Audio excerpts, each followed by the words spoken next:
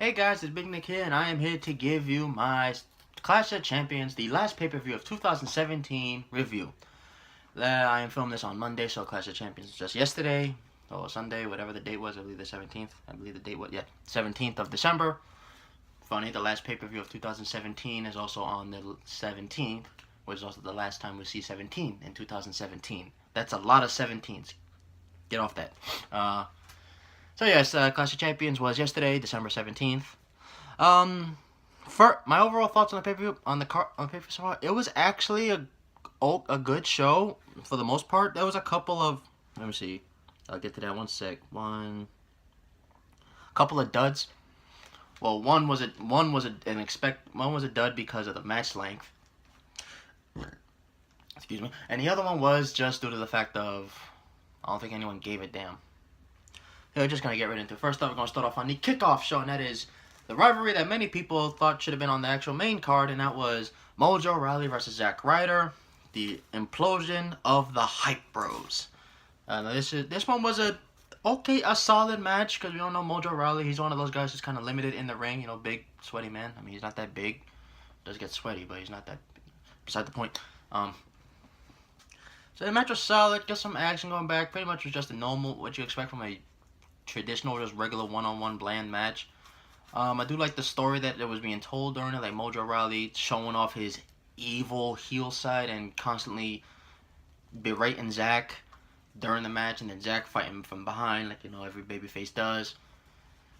Mojo Rawley would hit that running forearm shot in the corner to beat Zack Ryder, so Mojo Rawley got the win. Did not call that one. I thought they would give it to Zack Ryder just because babyface go over. Apparently they're doing that for Mojo to get over. I mean, he wasn't really that much well liked anyway. But yeah, Mojo Rawley got the win in a solid match. Now we go to the main card, and it's kicked off with a hell of a bang. The triple threat for the United States Championship match. Bobby Roode, the glorious one, Dolph Ziggler, and Baron Corbin. Now this was a fun, very good match. I loved all the everything that went on to it. It was fun. It was a good way to kick off the show. Actually, the first two matches, that's how you kick off a pay-per-view. And then it dudded. Then it really picked up again. Well, not really picked up, but this was a fun match. Had a lot of great work. Baron Corbin, he really didn't do much in this match. He had his offense in the beginning, but then it looked like it was pretty much between Roode and Ziggler for a while. Then Corbin started getting involved again. And that great back and forth action. Bobby Roode hitting the glorious DDT on Ziggler. Baron Corbin tried to throw him out the ring. Then Roode threw him out the ring, trying to make it look like Roode had just won. But then Corbin dragged him out. Then hit that chokeslam backbreaker in the ring on the outside. Then Corbin and Ziggler went at it for about a minute before Roode got involved again. Oh wait, no, actually he threw Roode and Ziggler was just chilling in the back. Then Ziggler, Corbin was going for the end of days, and then Dolph Ziggler, reminiscent of last year, at this time when it was AJ, Ziggler, and Corbin, when Dolph Ziggler when Corbin was going for the end of days on AJ, Ziggler caught it for the zigzag and that whole great spot. This one wasn't as great because Bobby Roode landed on his behind, not his face. He landed sitting up, not face first. Ziggler would pin Corbin, and to everyone's surprise, that's why I said it's the least likely of all things. They put the U.S. title on Dolph Ziggler. So yeah, Dolph Ziggler is the new United States champion. I believe this is his second U.S. title run. Yes, this is his second. His first since 2011 when he was at one of the heights of his popularity years. I don't know how long he's gonna hold it. As I said in my predictions, every time the subject gets brought up of Dolph Ziggler leaving the company, he either gets put in a title feud or the title gets put on him. Or he does something meaningful. Every time. This has been happening over the last few years. Every time they get that subject of him leaving. Last year, the thing of him leaving, they put the Intercontinental title on him, but he only held it for a month. And this year, now they put the U.S. title, which I have a feeling he's going to end up holding it long, and he's going to end up holding it a decent amount anyway, because we only have really three SmackDown. No, is it two? I'd say about 2 SmackDowns left in 2017. We have the one after Christmas this week. Well, this week's the one after Christmas, and if I'm correct, there shouldn't be another one. The next SmackDown should be in 2018. So, I mean, it was a fun, great match. I know everyone's confused. I even saw people on Twitter saying it's not going to make him stay. I mean, Every time they put a title on, he ends up staying an extra year. That's literally what it's become to put a title on Ziggler to keep him in the company. So, I mean, he has another title to his resume. He's been tag team champion. He's held a version of WWE's Grand Slam. I mean, people do forget that he's held a version of the Grand Slam. He's held the world title, he held the U.S. title, Intercontinental, and the World Heavyweight title. It's a version of WWE's Grand Slam. I mean, it's the old version, but still a version. So then now I believe that gives him, 9 title reigns in his career? The 5 Intercontinental, the 2 U.S., the 2 World, the Money in the Bank doesn't count as a title reign, and the 1... Yeah, that's about 9 title reigns. I mean, he's had a very successful career. His career isn't what everyone thought it would be, but he's had a good career. He's had better careers than most wrestlers have ever had. Hell, he's had a better career than most Hall of Famers have had. If you look at guys like The Godfather and the Big Boss Man. I mean, Big Boss Man, they were more known for the game, especially Godfather. Godfather, held 1 tag title and 1 Intercontinental, and Boss Man really known for a couple tag titles and a hardcore title. You look at Ziggler, he's been Intercontinental, U.S., World, Tag, Money in the Bank. He's done a lot. He has an extensive resume. It's not what I know he expected, what everyone thought it would be, but he's had a good career. Can't knock him down. I mean, he has a crap gimmick, but that's beside the point. So yeah, that good match, great way to start off the show. And then we go off to another great match, and that is the Fatal 4-Way for the SmackDown Tag Titles. First, it kicks off with Aiden English in the ring singing the 12 days of the 12 Rusev days, I think it was? No, the 12 days of Rusev Day. That's what it is.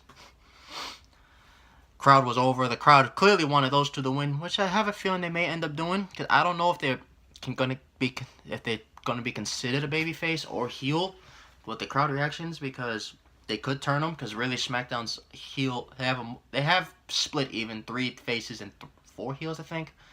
Breezangle's the face, the New Day, Gable and Jordan, and then the heels are the Usos, English and Rusev. Forgetting the other one. No, the Bludgeon Brothers and the Ascension. Those are pretty much the heel tag teams. You know, Ascension really don't do nothing besides mess with Breezango on the Fashion Files. This is a nice, fun thing. Chad Gable reminded everybody of 2006 Kurt Angle, when he was suplexing the hell out of everyone. The match started off chaotically. Because in this Fatal 4-Way, actually had the first time I've seen it in WWE, where all 4 teams had a representative in the ring. Not just one, and then tag anybody in, and then all chaotic. No, they had the 4 and 4, chaotic and shoot. They all started beating the hell out of each other. It kind of felt like Gable and Jordan, like Chad Gable and Shelton Benjamin. See, almost like Gable and Jordan again. Gable and Benjamin felt like heels in this match to me, because they were doing a lot of heel. They've been doing a lot of heelish things lately.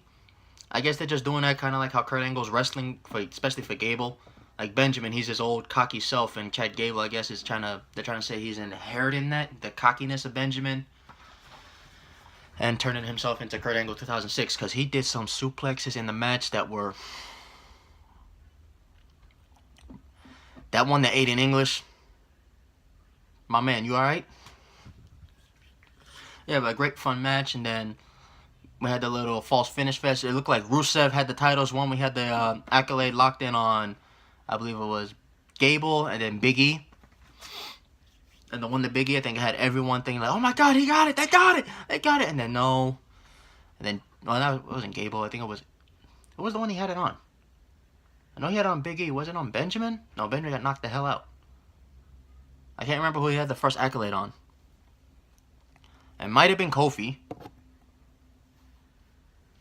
Because Gable was the one who took the losing fall to the Usos. Usos won. They're still tag champs. They retained in a great match. Usos are definitely tag team of the year.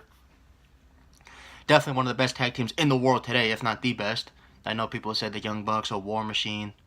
But Usos, they got it. They got to get their recognition they deserve. I wonder how long they're going to hold those titles. I'm going to say, like with the WWE title, maybe they go for a lengthy reign into Mania with, like kind of how they did last year, but eh. Okay, next up we have is the women's lumberjack match, and that is Charlotte defending her title against Natalya. It was a slow, boring match. Really nothing of note happened. They used the lumberjacks like they always do. Really, it was a bunch of heels and the one face, Naomi. I mean, match was kind of boring. Lumberjacks got involved, and they started a whole mess of a thing. It looks like, let's say they just put the women out there just to put them out there and get involved for Charlotte to win. So Charlotte won with the figure 8. Really nothing of note happened. So Charlotte retains, and then Natalya cuts a promo talking about how she's turning her back on the fans and walked out crying. I don't think this is a retirement or a quitting thing. I just think this is for Natalya just to take time off. Usually wrestlers, they do that sometimes. Like they'll go off on the fans to like just taking time off to kind of get their faculties back. Which is what I think Natalya's just doing to go, because Natalya's been in WWE over 10 years. So, and I don't think she's really ever had extended time off. So I think it's time. I think it's good for her to go get herself back before they end up bringing her back into SmackDown. So yeah, this is where the show kind of died off a bit. Then we have Breezango versus the Bludgeon Brothers, which lasted a grand total of about 5 minutes. The Bludgeon Brothers beat the living hell out of them, got the win. So, the Bludgeon Brothers are Harper and Rowan. That was an easy call there. They were easily going to destroy them. I mean, damn. So yeah, congratulations to the Bludgeon Brothers. It was just a destruction match. Since the heel, I doubt. The thing is, I'm interested. We've seen Harper and Rowan pull off great tag team matches in the past. Now, the thing I'm wondering is if they got into a feud with like the New Day and Gable and Benjamin, will they give them like legitimate matches? We've seen Harper and Rowan do it in the past, especially the Usos. That little series of matches they had back in 2013, no, not 13, 14, were beautiful. They were great matches. The 2 out of 3 Falls match, the one at Money in the Bank, it's just greatness. And they get overlooked. So next we go up to is one of the 2 big matches of it. Now we get to the 2 big matches. And that is Randy Orton and Nakamura teaming up against Cammy. This ain't Street Fighter. That is Sami Zayn and Kevin Owens. And if Zayn and Owens lose, they are fired with Shane O'Mac and Daniel Bryan as special guest referees. This match was pretty just a slog of a tag team match, like just a normal regular tag team match. It wasn't really toward the end where things really picked up. Like they kept teasing Daniel Bryan and Shane McMahon having tension in the ring. So they split it down the ring. Split it down the middle. Shane had the left side. Daniel Bryan had the right side. Shane was clearly showing his favoritism in the match. Daniel Bryan was clearly was being impartial. I don't know how that it kind of teases Daniel Bryan being a heel, but it makes Shane McMahon look more heelish because he's being impartial and Daniel Bryan's trying to call it down. And he was calling it down the middle. So I don't know where they're going with that. And then everything started going. Daniel Bryan they actually used him physically. They actually got him physically involved where Kevin Owens pushes him onto Shane McMahon to stop a pinfall after Orton had RKO'd the living hell out of Sammy. They had destroyed Nakamura, putting him through the announce table like Owens and Zayn. Kind of, I guess, to protect him for this match so he didn't have to take the losing fall. Kevin Owens did the jumping bullfrog splash off of one table onto the other. That's probably the most exciting moment when it really started getting exciting in Orton RKO Zayn. Shane's going in for the cover, then the push and Daniel Bryan, then they start going back and forth. They actually physically got Daniel Bryan involved, so there is some hope there for people who want to see Daniel Bryan wrestle again. That they actually physically involved him in something, so that's a start. Don't get up. That's a start, man. Then we have those 2 going back, yelling back at it. Then Sami Zayn has Orton pinned, and then Shane goes 1, 2, nah, son, right in front of Daniel Bryan. Clearly says no. Then Zayn and them are yelling at Shane. Daniel Bryan and Shane start getting back and forth, and then I believe it was Sammy. Yeah, Sammy rolls up Randy Orton, and then Daniel Bryan comes in, does a fast count, Dink rings bell. Zayn and Orton win. In a heelish way. It's kind of teasing a heel turn because at the end Daniel Bryan holds up their hand, so it's gonna be they're making you want to watch SmackDown to see what's gonna go on between Shane and Daniel, and to see that's pretty much what it is, to see what's going on between Shane and Daniel Bryan, and even Zayn and Owens, because like where is this feud going? Where are they gonna go from here? So the match was dull pretty up until that point for the last 2 minutes when it really started when Shane and Daniel Bryan really started getting involved. Owens and them started using that to their advantage. Daniel Bryan with the fast count, Shane with the straight up saying, I ain't counting 3. I don't want y'all asses. Could have just fired them anyway. He didn't have to go through all this bull. I mean, damn, Shane. It made him look more heel than anything. Made Daniel Bryan look like the guy, like the general manager, the face, good guy who's trying to do the right thing and stuff, but a McMahon is being up to no good. Because, they're McMahons. So now we go off to the main event, and that is Jinder Mahal challenging AJ Styles for the WWE title. It was an okay main event. Jinder Mahal actually did what he was supposed to do. He was being the heel, beating down he was being the big guy, beating the hell out of the little champion. Because AJ really at the beginning of the match had really no offense for a while. I mean, he did do some work on Jinder's leg, and then he had actually ripped off the protective padding on the guardrail, and it got thrown into it. So Mahal spent the whole match working on the ribs, which is smart. Singh brothers really didn't get involved until the end, and then AJ dropped them. And then we had probably the biggest heart-quenching moment of the year when Jinder Mahal hits the Colossus on AJ Styles, pulls him in the middle of the ring. And I think every wrestling fan, along with me, because my heart paused. Like, my heart paused when it got to 2. My heart said. And then AJ kicked out. I was like, oh, God. It's okay. I had to, like, tell myself, it's okay. AJ won. That confirmed it. AJ kicks out of the Colossus. I think makes him, like, the first person to do that. If I'm correct, let me know if I'm correct. If he's the first one to kick out of the Colossus. Well, the first one since Mahal became a main eventer. And then AJ Styles would get Jinder's caught in the calf crusher and Jinder taps. So AJ remains champion, which is the smartest thing ever. And which now has people hoping that he gets to hold it till Mania to eventually have his feud with Nakamura at WrestleMania. So yeah, that was Clash of Champions. It was a solid, good show. I mean, it wasn't. I mean, it was started off great, dulled down the middle, which usually WWE pay-per-views do sometimes.